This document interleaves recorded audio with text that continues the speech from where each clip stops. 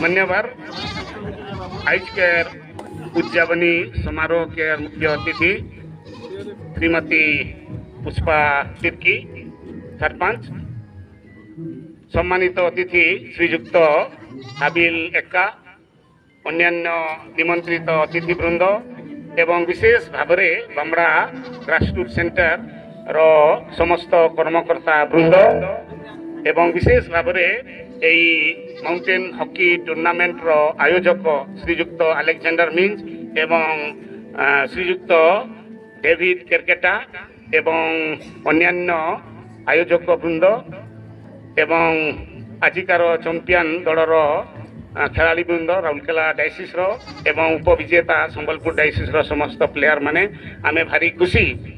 आमे निश्चित भाव में आमे भावुथनु आमे चैंपियन हेबा कारण कि एटा संबलपुर जिलार खेल, तेणु निज होम ग्राउंड रे आमे चैंपियन हेबा भाविथिनु एवं टिके टिके चैंपियन हेबा पई जाउथिनु माने 99% किंतु हेई पारला नहीं, उपविजेता हेनु।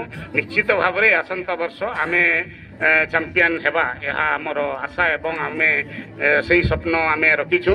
तेणु आम संबलपुर दल पक्षर आयोजक समस्त को विशेष विशेष भाव में धन्यवाद। यही प्रकार रे आपण माने यही आमर खेल को जारी रखंतु, जद्वारा आमे माने मध्य विशेष भाव में फादर माने आमे हेल्दी वेल्दी आउ फिट रहिबा। धन्यवाद।